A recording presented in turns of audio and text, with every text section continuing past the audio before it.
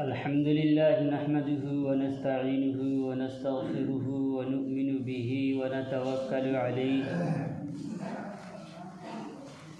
ونعوذ بالله من شرور أنفسنا ومن سيئات أعمالنا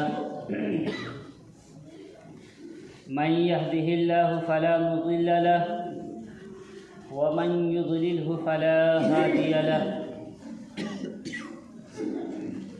ونشهد أن لا إله إلا الله وحده لا شريك له ونشهد أن سيدنا ومولانا محمدا عبده ورسوله فقد قال الله تبارك وتعالى في القرآن المجيد والفرقان الحميد أعوذ بالله من الشيطان الرجيم بسم الله الرحمن الرحيم ظهر الفساد في البر والبحر بما كسبت أيدي الناس صدق الله العظيم. معزز و مکرم سامعین با تمکین، محترم بزرگوں، نوجوان ساتھیوں، پیارے بچوں، انسانی زندگی ایک خاص مقصد کے لیے عطا کی گئی ہے. ارشاد باری تعالی ہے افحسبتم انما خلقناکم عبثا وانکم الینا لا ترجعون. کیا تمہارا یہ گمان ہے، تمہارا یہ خیال ہے، تمہاری یہ سوچ ہے کہ ہم نے تجھے بیکار پیدا کیا؟ ہم نے تمہیں پیدا کر کے ایک بیکار اور عبث اور لغو کام کیا، اور کیا تم ہماری طرف لوٹائے نہیں جاؤ گے؟ مرنے کے بعد دوبارہ زندہ کر کے ہمارے پاس تم نہیں بلائے جاؤ گے؟ تو اس آیت مبارکہ سے معلوم ہوتا ہے کہ انسان کے اس دنیا کے اندر پیدا ہونے کا ایک مقصد ہے، اور پھر انسان کو ایک نہ ایک دن یہ دنیا چھوڑ کر کے اپنے پروردگار کے پاس جانا ہے، پہنچنا ہے، اپنے پروردگار سے ملاقات کرنا ہے، ملنا ہے. پھر جو کچھ ہم اس دنیا کے اندر عمل کرتے ہیں اس کا بدلہ بھی ملنا ہے. اچھے عمل کریں گے، نیک عمل کریں گے تو اللہ رب العزت کے پاس اچھا اجر ملے گا، اچھا بدلہ ملے گا، اچھا صلہ ملے گا. اور برے اعمال کریں گے، گناہ کریں گے تو اللہ رب العزت کے پاس برا بدلہ ملے گا. یہ انسانی زندگی اوپر منحصر ہے کہ وہ کیسی زندگی گزارتا ہے. آیا وہ رب چاہی زندگی گزارتا ہے یا من چاہی زندگی گزارتا ہے؟ منمانی کرتا ہے، رب کی نافرمانی کرتا ہے، یا اللہ کی اطاعت و فرما برداری کے ساتھ زندگی گزارتا ہے؟ یہ انسانی زندگی کے اوپر منحصر ہے. اگر وہ نیک عمل کرے گا، اچھا عمل کرے گا، اطاعت و فرما برداری کے ساتھ زندگی گزارے گا، اللہ کے احکامات پر چلے گا، نبی کے بتائے ہوئے طریقے پر چلے گا، تو اللہ رب العزت کے پاس اچھا اجر پائے گا، اچھا صلہ پائے گا. اور اگر برے اعمال کرے گا، گناہ کرے گا، اللہ کے احکامات کو توڑے گا، نبی کے طریقے کو چھوڑے گا، خلاف شریعت کام کرے گا، تو وہ اس کی سزا بھگتے گا، اسے اس کی سزا بھگتنی پڑے گی. یہ نہیں ہو سکتا کہ انسان اس دنیا کے اندر اپنی منچاہی زندگی گزارے اور اسے کوئی پوچھنے والا تک نہ ہو. جس انسان نے بھی اس دنیا کے اندر اپنی منمانی زندگی گزاری، رب کی نافرمانی میں زندگی گزاری، تو اسے سزا اس دنیا کے اندر نقد مل کر کے رہی ہے. آج بھی جو انسان اس دنیا کے اندر اپنی منمانی زندگی گزارے گا، منچاہی زندگی گزارے گا، اللہ کے احکامات کو توڑے گا، نبی کے طریقے کو چھوڑے گا، تو اسے آخرت میں تو سزا ملے گی ہی صحیح، لیکن اس دنیا کے اندر ہی اسے سزا مل کر کے رہے گی. چنانچہ آپ قرآن کریم کا مطالعہ کریں. قرآن کریم کا مطالعہ کرنے کے بعد معلوم ہوتا ہے کہ ہم سے پہلے اس دنیا کے اندر کتنے لوگ آباد تھے، کتنی قومیں تھیں، کتنے لوگ اس دنیا کے اندر رہتے تھے، بستے تھے، زندگی گزارتے تھے،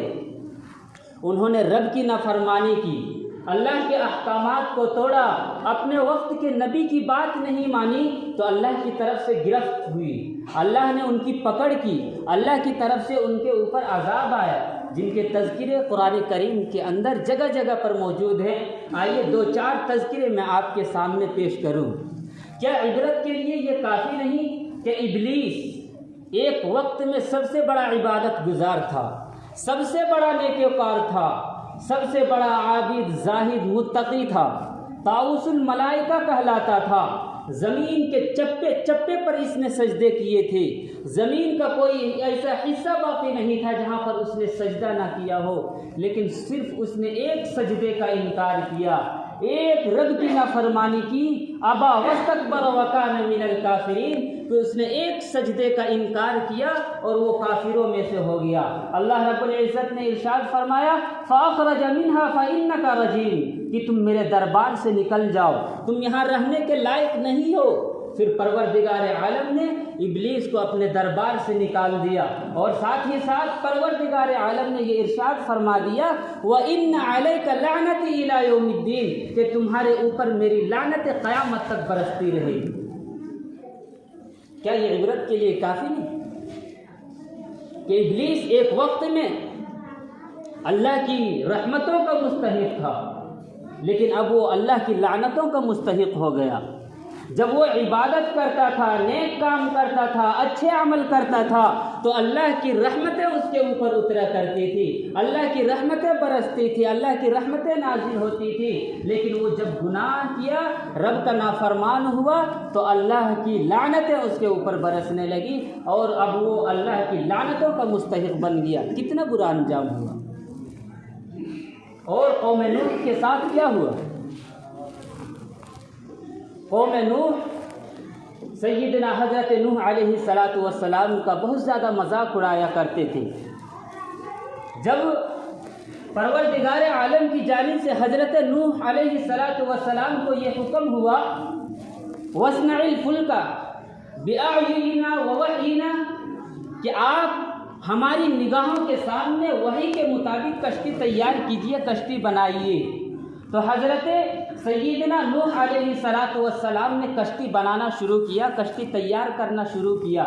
تو آج کی قوم آپ کے پاس آتی ہے اور آ کر کے کہتی ہے کہ آپ یہ کیا کر رہے ہیں؟ تو سیدنا حضرت نوح علیہ السلام نے فرمایا کہ ہم کشتی تیار کر رہے ہیں، کشتی بنا رہے ہیں۔ آپ کے قوم نے پوچھا کہ یہ کیوں بنا رہے ہیں؟ تو حضرت نوح علیہ السلام نے فرمایا کہ طوفان آنے والا ہے، پانی آنے والا ہے۔ تو آپ کی قوم نے آپ کا مذاق اڑایا کہ یہاں تو دھول اڑ رہے ہیں، گرد و غبار اڑ رہے ہیں، ریت ہی ریت ہے، ریگستان ہی ریگستان ہے، صحرا ہی صحرا ہے، ہم تو چاہتے ہیں کہ کہیں سے پانی کچھ آئے۔ پھر جب اللہ کا فیصلہ آیا، قرآن کریم کہتا ہے کہ پروردگار عالم نے ارشاد فرمایا وَلَا تُخَاطِبْنِي فِي الَّذِينَ ظَلَمُوا إِنَّهُمْ مُغْرَقُونَ، کہ اے میرے پیغمبر، ہو سکتا ہے کہ آپ کا دل پسیج جائے، آپ کا دل نرم ہو جائے، آپ اپنے قوم پر مہربان ہو جائیں، رحم کھانے والے ہو جائیں، سو اب آپ اپنی قوم سے متعلق مجھ سے گفتگو نہ کیجیے گا، مجھ سے بات چیت نہ کیجیے گا، میں نے یہ فیصلہ کر لیا ہے کہ اب اسے غرق کر کے ہی رہنا ہے،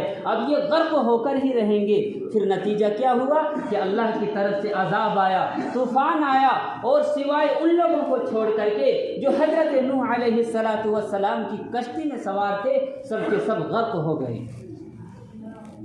دنیا کے اندر ایک اور قوم گزری ہے، قوم عاد۔ علماء مفسرین نے لکھا ہے کہ ان کے قد بڑے لمبے لمبے ہوا کرتے تھے۔ علماء مفسرین نے یہ بھی لکھا ہے کہ ان کے سینے 60 ہاتھ چوڑے ہوا کرتے تھے۔ 60 ہاتھ کم نہیں، 60 ہاتھ چوڑے ان کے سینے ہوا کرتے تھے۔ ان کو اپنی طاقت پہ بڑا ناز تھا، بڑا گھمنڈ تھا۔ یہ لوگ کہا کرتے تھے من اشد منا قوہ، ہم سے زیادہ طاقتور کون ہو سکتا ہے؟ قرآن کریم کہتا ہے وَتَنْحِتُونَ الْجِبَالَ بُيُوتًا وَتَنْحِتُونَ مِنَ الْجِبَالِ بُيُوتًا، کہ یہ پہاڑوں کو تراش کر کے اپنا گھر بنا لیا کرتے تھے۔ ان کو اپنی طاقت پہ بڑا ناز تھا، بڑا گھمنڈ تھا۔ اور اللہ رب العزت نے بھی اس کی تصدیق کر دی۔ قرآن کریم کہتا ہے لم یخلق مثلها فی البلاد، کہ اس جیسی قوم دوبارہ شہروں کے اندر پیدا نہیں ہوئی، یعنی اللہ رب العزت نے اس دنیا کے اندر اس جیسی طاقتور قوم پھر دوبارہ پیدا نہیں کی۔ ان کو اپنی طاقت پہ بڑا ناز تھا، بڑا گھمنڈ تھا، وقت کے نبی کی بات نہیں مانی، اللہ کی نافرمانیاں کی تو اللہ کی طرف سے عذاب آیا، اللہ نے ان کی پکڑ کی، اللہ نے ان کی گرفت کی، ان کے اوپر عذاب آیا۔ اور وہ عذاب کیا تھا کہ اللہ رب العزت نے ایک ہوا کا عذاب بھیجا۔ اور وہ ہوا کیسی تھی کہ وہ ہوا جب مومنوں کو لگتی تھی تو مومنوں کا دل خوش ہوتا تھا، ان کو فرحت و شادمانی محسوس ہوتی تھی اور وہ راحت و سکون محسوس کرتے تھے۔ لیکن یہی ہوا جب کافروں کو لگتی تھی، بے ایمانوں کو لگتی تھی تو وہ ہوا ان کو زمین میں پٹک پٹک کر کے مارتی تھی اور ان کی لاشیں بکھر گئی۔ قرآن کریم کہتا ہے کأنہم اعجاز نخل خاویہ، کہ ان کی لاشیں ایسی بکھر گئی جیسے کھجور کے تنے، جب طوفان آتا ہے، آندھی آتی ہے تو کھجور کے درخت جب جڑ سے اکھڑ کر کے گر جاتے ہیں تو جیسے پڑے رہتے ہیں ویسے ان کی لاشیں پڑی ہوئی تھی۔ دنیا کے اندر ایک اور قوم گزری ہے، قوم سمود۔ یہ حضرت صالح علیہ السلام کی قوم تھی۔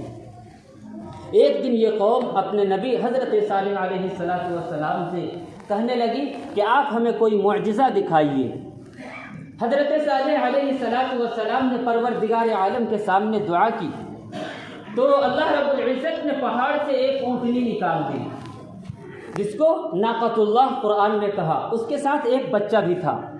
یہ اونٹنی اتنا دودھ دیتی تھی کہ سارے گاؤں والے اس کا دودھ پی کر کے شکم سیر ہو جایا کرتے تھے اور دودھ بچ جاتا تھا۔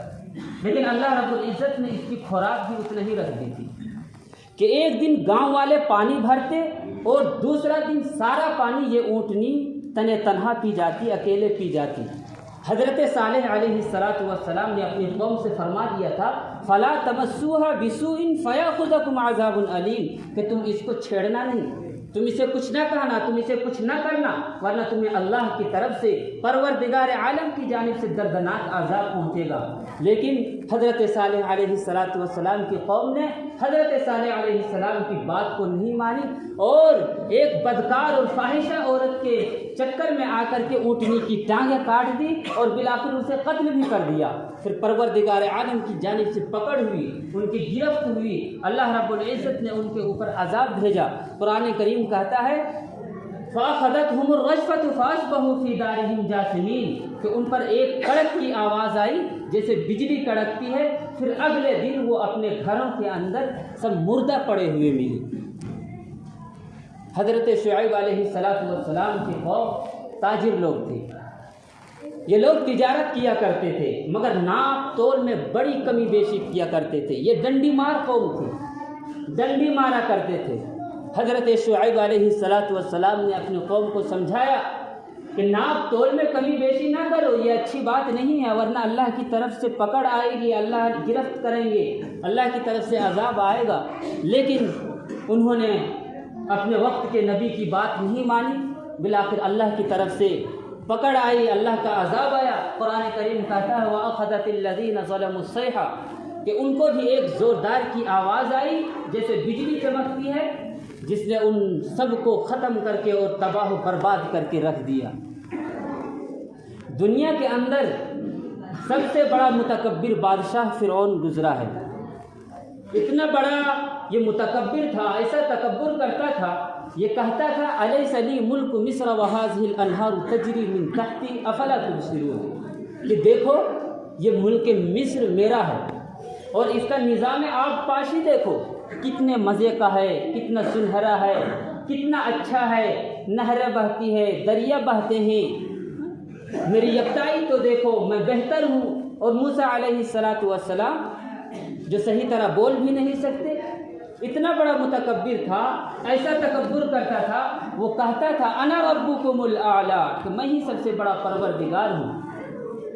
وقت کے نبی کی بات نہیں مانی، رب کی نافرمانی کی، اللہ کی طرف سے پکڑ آئی، اللہ کا عذاب آیا۔ قرآن کہتا ہے فَأَغْرَقْنَا آلَ فِرْعَوْنَ وَأَنْتُمْ تَنْظُرُونَ، ہم نے آل فرعون کو غرق کر دیا اور تم یہ منظر دیکھ رہے تھے۔ علماء مفسرین نے لکھا ہے کہ جب بندے پر اللہ کی پکڑ آتی ہے، بندے کے اوپر اللہ کی طرف سے عذاب آتا ہے، اللہ بندے کی گرفت کرتے ہیں، اس وقت عین وقت پر اگر بندہ اللہ کی پکڑ سے بچنا چاہے، اللہ کے عذاب سے پیچھے ہٹنا چاہے تو نہیں ہٹ سکتا۔ علماء مفسرین نے لکھا ہے کہ جب فرعون اور فرعونی حضرت موسیٰ علیہ السلام کا تعاقب کرتے ہوئے، پیچھا کرتے ہوئے دریا کے کنارے پہنچے اور دیکھا کہ موسیٰ اور موسیٰ کے ماننے والے دریا پار کر گئے، تو وہ لوگ دریا میں اترنے سے، دریا میں اپنے گھوڑے کو اتارنے سے ذرا سا ہچکچائے، گھبرائے کہ ہم دریا کے اندر نہیں اترتے، لیکن عین اس وقت حضرت جبرائیل علیہ السلام ایک گھوڑی پر سوار ہو کر کے آئے اور اپنی گھوڑی کو دریا کے اندر ڈال دیا، پانی میں ڈال دیا، پانی میں اتار دیا۔ پھر حضرت جبرائیل علیہ السلام کی گھوڑی کو دیکھ کر کے فرعون کے جتنے گھوڑے تھے سب اس کے پیچھے بھاگا۔ اب فرعون اور فرعونیوں کے بس میں دریا میں غرق ہونے سے بچنے کا اس کے بس میں نہیں تھا، پھر سب کے سب دریا کے اندر غرق ہو کر کے تباہ و برباد ہو گئے۔ تو علماء مفسرین نے اسی آیت سے یہ نتیجہ نکالا کہ جب اللہ رب العزت کی پکڑ آتی ہے، اللہ رب العزت کسی کی گرفت کرنا چاہتے ہیں، کسی پر عذاب بھیجنا چاہتے ہیں، تو جب عذاب آ جاتا ہے اس کے اوپر تو وہ اس وقت اگر اللہ کی گرفت سے، اللہ کی پکڑ سے، اللہ کے عذاب سے بچنا چاہے، پیچھے ہٹنا چاہے تو پروردگار عالم اسے پیچھے ہٹنے نہیں دیتے۔ اللہ رب العزت نے قارون کو اس دنیا کے اندر بہت زیادہ مال و دولت دیا تھا، اتنا مال و دولت دیا تھا کہ کتابوں کے اندر آتا ہے کہ 70 اونٹوں کے اوپر اس کے خزانے کی صرف چابیاں لاد کر کے لائی جاتی تھی، اتنا اللہ رب العزت نے اس کو اس دنیا کے اندر مال اور دولت دیا تھا، لیکن وہ اس کو اللہ کی نعمت نہیں سمجھتا تھا، بلکہ وہ کہا کرتا تھا کہ یہ میرا وہ مال ہے جو میں نے اپنے خون پسینے سے کمایا ہے، یہ میرے خون پسینے کی کمائی ہے، یہ میرا وہ مال ہے جو میں نے اپنے علم سے کمایا ہے۔ وہ چاہتا تھا کہ مجھے اس کی زکوٰۃ دینی نہ پڑے، وقت کے نبی کی بات نہیں مانی، موسیٰ علیہ السلام پر بھی اس نے الزام لگایا، بالآخر اس کے اوپر اللہ کی پکڑ آئی، اللہ نے گرفت کی، اللہ کا عذاب آیا کہ اللہ رب العزت نے اسے زمین کے اندر دھسا دیا اور اس کے مکان کو بھی اٹھا کر کے پھر زمین کے اندر دھسا دیا۔ بنی اسرائیل کو اللہ رب العزت نے بہت ساری نعمتیں اس دنیا کے اندر دیا تھا۔ قرآن کریم کہتا ہے وَإِذْ قَالَ مُوسَىٰ لِقَوْمِهِ يَا قَوْمِ اذْكُرُوا نِعْمَةَ اللَّهِ عَلَيْكُمْ إِذْ جَعَلَ فِيكُمْ أَنْبِيَاءَ، کہ جب موسیٰ علیہ السلام نے اپنی قوم سے کہا کہ اے میری قوم تم اللہ کی نعمتوں کو یاد کرو کہ اللہ نے تمہارے اوپر کتنی نعمتیں عطا کی ہیں، کہ اللہ رب العزت نے تم میں سے انبیاء بھی بنائے اور تم میں سے بادشاہ بھی بنائے، اور اللہ رب العزت نے تمہیں اس دنیا کے اندر وہ نعمتیں عطا کی جو کسی دوسری قوم کو عطا نہیں کی، لیکن وہ قوم اتنی ساری نعمتوں کے برسات ہونے کے باوجود گناہوں میں مبتلا ہو گئے۔ بالآخر نتیجہ کیا ہوا کہ اللہ رب العزت نے ان کی پکڑ کی، ان پر عذاب نازل فرمایا، اور وہ عذاب کیا تھا کہ اللہ رب العزت نے اس کے اوپر ایک ظالم بادشاہ مسلط فرما دیا جس نے اس پوری قوم کو ذلیل و رسوا کر دیا اور اسے کہیں سر چھپانے کو بھی جگہ نہ ملی۔ تو میرے محترم بزرگوں اور دوستوں، ان سب واقعات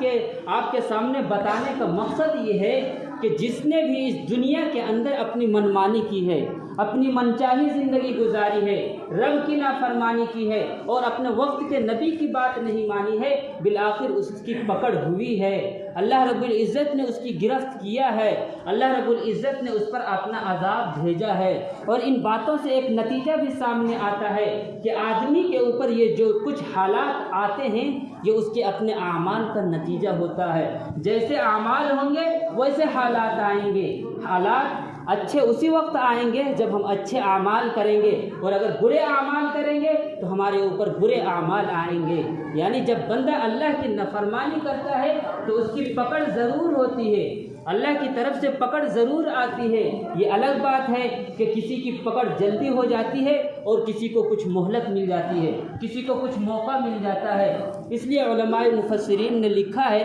کہ دنیا کے اندر عذاب آنے کے بندے کے اوپر 3 طریقے ہیں، یعنی یہ نہیں ہو سکتا کہ اس دنیا کے اندر بندہ اپنی منمانی زندگی گزارے، رب کی نافرمانی کرے، خلاف شریعت کام کرے اور اس کی پکڑ نہ ہو، پروردگار عالم کی طرف سے اس پر عذاب نہ آئے۔ قرآن کریم کہتا ہے من یعمل سوءا یجز بہ، کہ جو بندہ کوئی گناہ کرے گا تو اس کو اس کی سزا ملے گی۔ اس لیے علماء کرام نے کتابوں کے اندر لکھا ہے کہ سزا ملنے کے 3 طریقے ہوتے ہیں۔ پہلے کو کہتے ہیں نکیر، دوسرے کو کہتے ہیں تاخیر، اور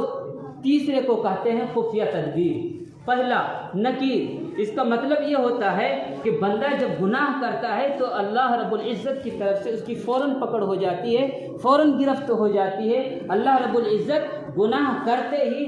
جب بندہ گناہ کرتا ہے تو گناہ کرتے ہی اس کی پکڑ کر لیتے ہیں، اس پر عذاب نازل فرما دیتے ہیں۔ تو جب بندے کے اوپر غم آتا ہے، مصیبتیں آتی ہے، پریشانیاں آتی ہے، تب دوبارہ گناہ کرتے ہوئے وہ ہچکچاتا ہے، گھبراتا ہے،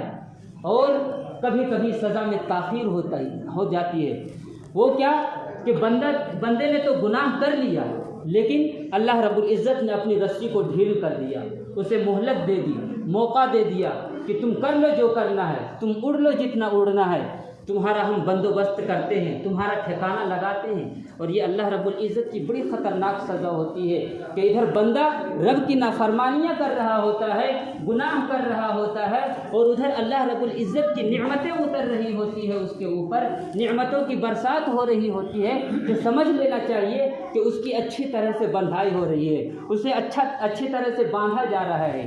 اور تیسری خفیہ تدبیر، یہ اس سے بھی خطرناک ہوتی ہے، بندے کو پتہ بھی نہیں چلتا کہ مجھے سزا مل رہی ہے یا نہیں۔ بندہ ظاہراً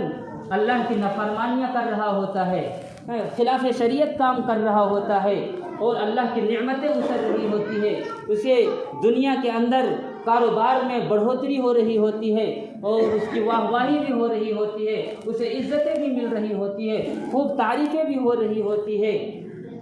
اسے کہتے ہیں خفیہ تدبیر۔ قرآن عظیم الشان اعلان کرتا ہے فَلَمَّا نَسُوا مَا ذُكِّرُوا بِهِ فَتَحْنَا عَلَيْهِمْ أَبْوَابَ كُلِّ شَيْءٍ حَتَّى إِذَا فَرِحُوا بِمَا أُوتُوا أَخَذْنَاهُمْ بَغْتَةً، کہ جب وہ قوم کے لوگ ہم نے جو ان کو نصیحت کی تھی وہ بھول گئے، تو پھر ہم نے اس کے اوپر ہر نعمت کے دروازے کھول دیے، حتیٰ کہ جب وہ بڑے خوش ہو گئے کہ ہمیں تو سب کچھ مل گیا، تو پھر ہم نے اس کی اچانک پکڑ کر لی۔ تو یہ جو اچانک کی پکڑ ہوتی ہے،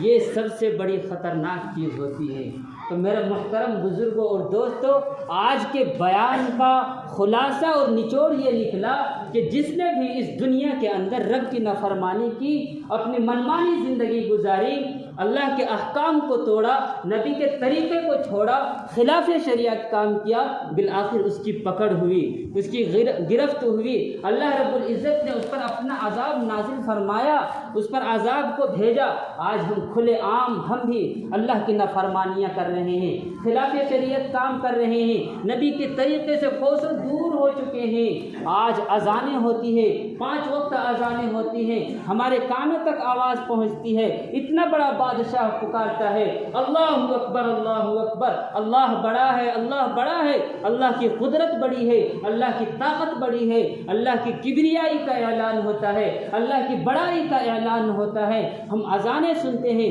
حی علی الصلاح حی علی الفلاح، آؤ نماز کی طرف، آؤ کامیابی کی طرف، تمہاری کامیابی اس میں چھپی ہوئی ہے۔ ہم اذانیں سننے کے باوجود اپنے گھروں میں پڑے رہتے ہیں، اپنے بستروں میں پڑے رہتے ہیں، اپنے بیوی بچوں کے ساتھ بیٹھے رہتے ہیں، اپنے دوست یاروں کے ساتھ گپ شپ میں لا یعنی اور بیہودہ بکواس میں اپنے قیمتی اوقات کو ضائع کر دیتے ہیں، لیکن اذانیں سننے کے باوجود ہمارے قدم مسجد کی جانب نہیں اٹھتے، ہم مسجد کی طرف ہمارے بدن کے اندر حرکت پیدا نہیں ہوتی۔ تو کیا یہ ہم کھلے عام اللہ کی نافرمانیاں نہیں کر رہے؟ تو ہمیں اللہ کی رحمت سے، اللہ کی رحمت کی امید کرنے کے بجائے اللہ کے عذاب کا ہمیں انتظار کرنا چاہیے۔ اللہ کا عذاب ہمارے اوپر آئے گا، اور ہم سمجھیے کہ ہمارے اوپر اللہ کا عذاب آیا ہوا ہے۔ آج پوری دنیا کے اندر آپ دیکھ لیجئے، پوری دنیا کا مسلمانوں کا جائزہ کر کے دیکھ لیجئے، آج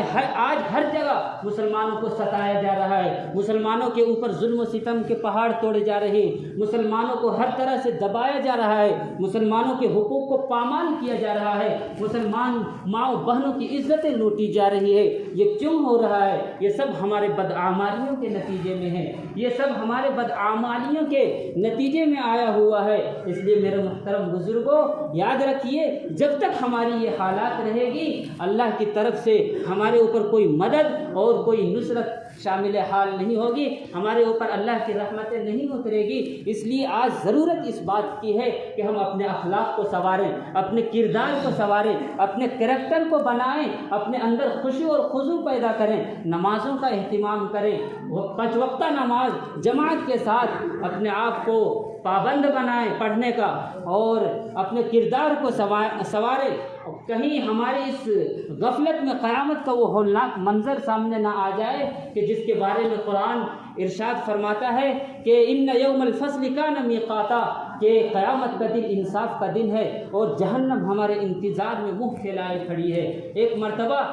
حضور پاک صلی اللہ علیہ وسلم کی خدمت بابرکت میں سیدنا حضرت جبرائیل علیہ السلام حاضر ہوتے ہیں۔ اللہ کے نبی صلی اللہ علیہ وسلم فرماتے ہیں کہ اے جبرائیل، تم مجھے دوزخ کی آگ کے بارے میں بتاؤ۔ تو